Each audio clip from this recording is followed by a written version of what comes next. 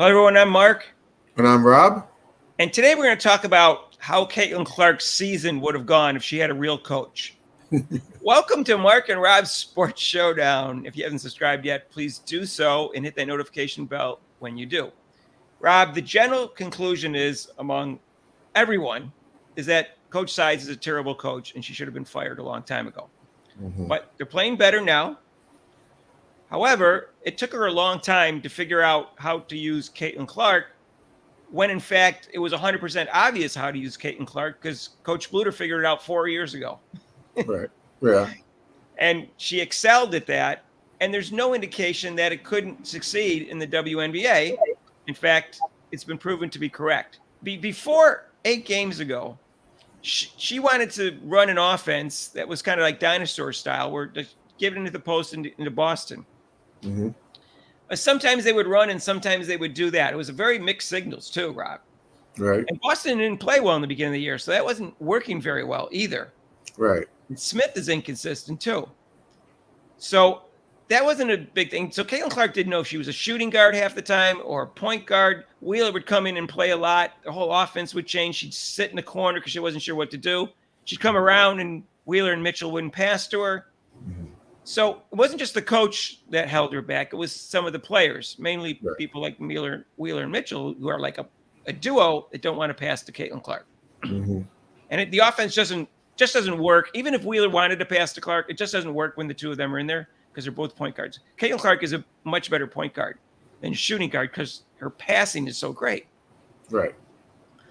Go ahead, Rob. Do you want to say something about that? Well, I mean, definitely you can see the difference. And with coaching, I mean, that has an influence on the players. I mean, with Angel Reese, she always refers back to Coach Witherspoon, who's a great ball player, but she is turning out to be a fairly decent coach. Angel Reese is noting her success to the coach, and I think that has helped her out. On the other hand, with Caitlin Clark, I don't think she's ever mentioned that the coach has helped her out. One is because the coach never says anything good about her, so he's like downing her. Just recently she's been saying that, but in a backhand, I said like in a backhand way, But this is a difference in coaching, how they have influence on their player. You can see it. I agree, Rob. That's a good point, Rob. Rob, since she's given the keys to the car, 9.75 assists before 6. Her turnovers are about the same, which means her assist to turnover ratio is much better. It's 1.5 times better than it was before, almost. Her rebounds is at 7.9. Before it was 4.8.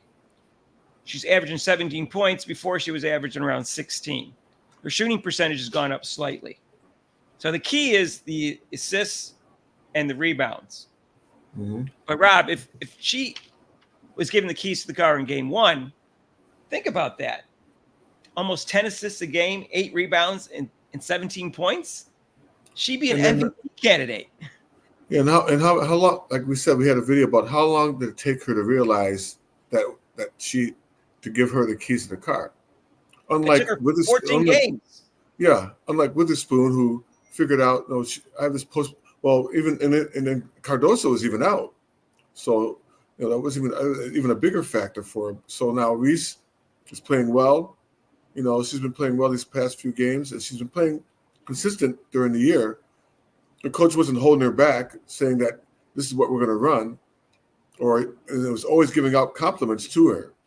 Unlike the Sides, who was never really encouraging or saying, like you said in one video, just a little. When they asked the question, how do you think Clark's doing? Well, I think she's improved a lot, and just give basic answers. It doesn't have to be, just give a basic answer how she's doing. She didn't even do that. And Rob, I'm determined that this is not even happening because of Coach Sides. I don't even think she wanted this offense in place, because you saw after game 14, they actually won a game against a dream team that had Tina Charles, who was just coming back from an injury, only played 16 minutes. They had no low post defense. So it worked in that game. And she's basically said that game and the game before, this is the offense we're going to run. We ran it last year and it worked. not even taking consideration you have a unique player. And then the next game, they didn't run that offense after she said that's what they're going to run. Right. Because you saw Caitlin Clark sitting off in the corner and everybody's saying, what's the point of having her even on the court or on the team if you're going to run that type of offense? Right. And I maintain, Rob, this was not her decision. She got overruled either by the owner or the GM or both. Uh-huh. Because they supposedly there's rumors, and supposedly that's actually true. They went and spoke with Lisa Bluter that week. Okay. And maybe not necessarily get hired, but maybe for hints on how to best use Caitlin Clark, which again is not that difficult to figure out. All you got to do is look at film of the Iowa team. And they had the highest scoring offense in the country. It's not a fluke. I mean, coach, as a coach, you kind of pick and choose. You steal from other coaches. So you would think before Caitlin Clark even came onto your team, I'd be sitting in a room with, if you're my assistant coach, I'd be sitting in a room with you like, okay, Mark, let's take a look at some of her games. Whoa, geez, it's an up-tempo game. She gets the rebound. She has her eyes wide open on the court. Maybe we can run this kind of type of offense with her on the team. Rob, you know what? I don't even think you need to look at other coaches. I don't even think she needed to talk to Lisa Bluter. All that she had to do is talk to Caitlin Clark. Caitlin Clark knew what offense she was running. Right. She knew exactly how it worked. She learned from Lisa Bluter, or the two of them did it together. But at that point, she already knew everything about it. And all she had to do is just listen to Caitlin Clark and say, what did you do at Iowa that scored so many points? Why were you so successful at that? How can I best utilize your skills? You seem like a great passer. You seem like a unique talent. Instead, she said to herself, well, she's not a unique talent. I'll just do what I did last year and just ignore the fact that I have this once in a generational passer. And then to help her shoot more, she should shoot more. What? That's a no-brainer. I could tell you, Mark, hey, you're not really making your shots. Why don't you shoot more? Maybe you'll make more. Yeah, Rob, and if she didn't give her mixed signals about whether to shoot or not, she's a rhythm shooter, and she hesitates on whether to shoot or take the threes now. And she doesn't, and the team doesn't do a lot to help her get open for shots because she's got more defensive pressure than anybody else. So it's hard to create your own shot all the time, Rob. Really? When you get the best defender on him, no one's setting screens or picks for you or anything like that. So she never did that from the very beginning. It wasn't until people started saying things like, why don't you ever run a screener's pick for her? And then she's, I guess I'll put some in halfway through the season. Yeah. So I don't know, Rob, what took her so long or why she was so hesitant, but I'm convinced that it's working now, but not because of Coach Sides. It wasn't not her idea. This is not her choice. The difference between her and Witherspoon knew right away. She could see what to do. She had two twin towers in there. She had two twin towers in there. I'm going inside, or I'll do this. Sides had to figure it out after getting her butt kicked all these games and getting pressure. And now, which really hurts, is she's probably going to be there for the rest of the year because of the wins. They're not going to fire her after the Olympic break, unfortunately. All I know, Rob, is they're 9-13 and they lost 4 close games. Those games were easily winnable if they were just playing the right offense. And in fact, didn't abandon the offense that they were actually using at times. And they would be 13-9. And 13-9, you could be an MVP candidate for 13-9 team. It's hard to be one very easily. 13.